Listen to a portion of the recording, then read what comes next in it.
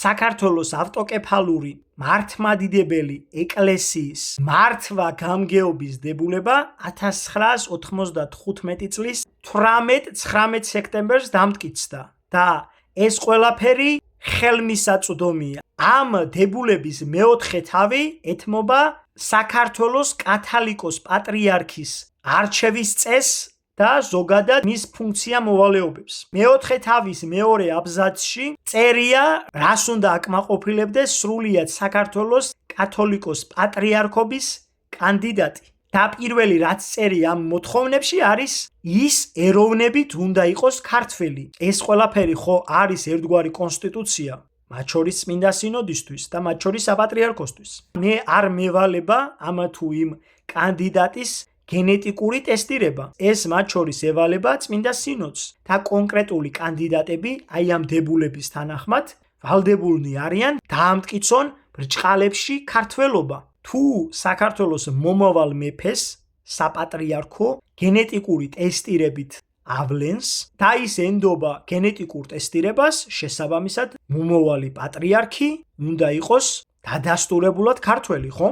თუ კი ბაგრატიონ მუხრანელების შტო გენეტიკური ტესტირებით შევარჩიეთ, როგორც მომავალი მეფეები, ანუ ნამდვილი ბაგრატიონები, მაშინ პატრიარქობის კანდიდატი უნდა იყოს დადასტურებულად ქართველი. რითი დავადგენთ? გენეტიკური ტესტირებით, ისევე როგორც დავადგინეთ ბაგრატიონებთან მიმართებით, რომელი შტო იყო რეალური შთამომავალი ბაგრატიონების და რეალური მატარებელი ამ გვარის. მომავალი მეფე გენეტიკური ტესტირებით შეირჩა, მომავალი პატრიარქი ან პატრიარქობის კანდიდატები რატომ არ იტესტებიან? სად არის ლოგიკა? პატივისცემა წმინდა სინოდს, მაგრამ თავად სინოდი ხელმძღვანელობს ამ მართვა-გამგეობის დებულებით. კანდიდატი უნდა იყოს ქართველი. როგორ შეიძლება ნებისმიერი ადამიანის ქართველობის დამტკიცება? ჩვენ ხო არ ვიცით ამა თუ იმ გვარის მატარებელი ნებისმიერი ეპისკოპოსი რა ეროვნებისაა? შეიძლება ის ატარებდეს ქართულ გვარს, მაგრამ მის წინაპარ შეიძლება ვაჟი არ გაუჩნდა სიტყვაზე მე-18 საუკუნეში ან მე-19 საუკუნეში და ვიღაცა იშვილა ან ვიღაცა შემოისიძა ამ გვარში და შემდეგ გენეტიკური კოდი აი ამ სიძის გადავიდა ამ გვარზე, ხო? და ეს სიძე ან ეს ნაშვილები ადამიანი შეიძლება ყოფილიყო ნებისმიერი ეროვნების. ჩვენ ხომ არ ვიცით.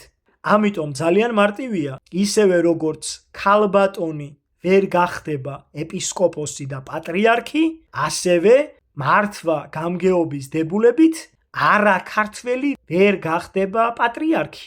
უფალმა გაგახაროთ და გაგაძლიეროთ.